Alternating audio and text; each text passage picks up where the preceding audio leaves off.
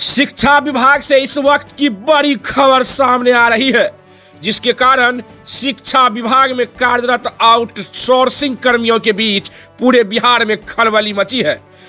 आपको बता दें कि प्राप्त सूचना अनुसार बिहार के शिक्षा विभाग में लगभग 10,000 आउटसोर्सिंग कर्मी बहुत कम मानदेय पर कार्यरत है। इनके आने से विभाग के विभिन्न कार्यों एवं शिक्षण व्यवस्था में काफी सुधार हुआ है। इन लोगों में अधिकांश लोगों की अपॉइंटमेंट लेटर में 3 साल 2 साल का एक्सटेंशन लिखा हुआ है। तो कैसे ACS इन लोगों को एक वीडियो कॉन्फ्रेंसिंग के माध्यम से एक ही झटके में इन लोगों को बेरोजगार कर सकते हैं। इसमें से अधिकांश BTech MTech तथा 5 से 10 साल के अनुभव प्राप्त लोग भी हैं, जो कहीं ना कहीं अपना नौकरी को छोड़ कर आए हैं। इन लोगों का शिक्षा विभाग में आने का मुख्य उद्देश्य विद्यालयों की शिक्षा व्यवस्था में सुधार एवं बच्चों के सर्वांगीण विकास हेतु लागू विभिन्न योजनाओं को विद्यालय स्तर तक पहुंचाना है। ज्ञात हो कि शिक्षा विभाग के अपर मुख्य सचिव डॉक्टर S सिद्धार्थ के द्वारा बीते 8 फरवरी को वीडियो कॉन्फ्रेंसिंग के बैठक में कई बड़े दिशा निर्देश दिए हैं, जिसके बाद शिक्षा विभाग के आउटसोर्सिंग कर्मियों के बीच खलबली मची है। इसके बाद बिहार के अलग अलग जिले के प्रखंड संसाधन केंद्र में आउटसोर्सिंग कर्मियों के द्वारा शिक्षा विभाग के खिलाफ निर्देश वापस लेने को लेकर तालाबंदी कर आंदोलन करने की तैयारी में जुटे हैं। कई जगहों पर आंदोलन शुरू भी कर दिया गया है। आइए आपको बताते हैं कि बैठक में एक के बाद एक क्या दिशा निर्देश दिया गया। बैठक की शुरुआत स्कूल निरीक्षण से संबंधित डेटा प्रस्तुत करने के साथ हुई।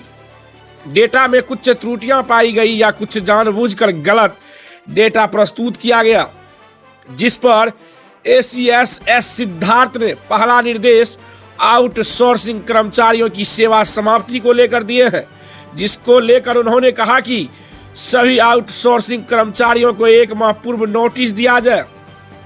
31 मार्च तक सभी आउटसोर्सिंग कर्मचारी टर्मिनेट किए जाए। जापानी व्यवस्था आउटसोर्सिंग आधारित व्यवस्था पूरी तरह समाप्त कर दी जाएगी। इसके बाद दूसरा निर्देश सिविल कार्यों में बदलाव को लेकर आया है, जिसमें 1 अप्रैल से कोई भी DO सिविल वर्क नहीं कराएंगे। 50,000 तक के छोटे कार्य DBT के माध्यम से सीधे विद्यालय के अकाउंट में भेजे जाएंगे, ताकि विद्यालय स्तर पर कार्य हो सके। किसी भी प्रकार के सिविल कार्यों की जिम्मेदारी अब DO के अधीन नहीं होगी। DO और DPO की भूमिका केवल शैक्षिक गुणवत्ता पर केंद्रित होगी। वहीं इसके बाद तीसरा निर्देश छात्रों की बायोमेट्रिक हाजिरी को लेकर है, जिसमें 1 अप्रैल से सभी छात्रों की उपस्थिति बायोमेट्रिक प्रणाली से दर्ज होगी। उपस्थिति दर्ज करने के लिए एक निश्चित समय सीमा निर्धारित की जाएगी। चेतना सत्र, प्रार्थना सभा का फोटो आगे और पीछे दोनों ओर से लेना अनिवार्य होगा। वहीं अब AI कृत्रिम बुद्धिमत्ता द्वारा निगरानी करने की तैयारी में है। शिक्षा विभाग जिसमें स्कूल सिस्टम को AI की मदद से और अधिक प्रभावी बनाया जाएगा। डेटा की निगरानी और विश्लेषण के लिए आधुनिक तकनीकों का उपयोग होगा।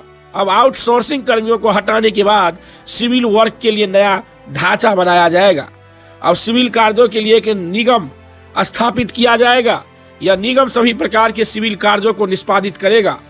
यहाँ तक हाउसकीपिंग का भी काम भी यहीं से किया जाएगा, जिसमें 10 पंचायतों पर एक जूनियर इंजीनियर, ब्लॉक में एक असिस्टेंट इंजीनियर, जिले में एक एग्जीक्यूटिव इंजीनियर, एक असिस्टेंट इंजीनियर, एक जूनियर इंजीनियर, एक ऑपरेटर, एक MTS शामिल होगा।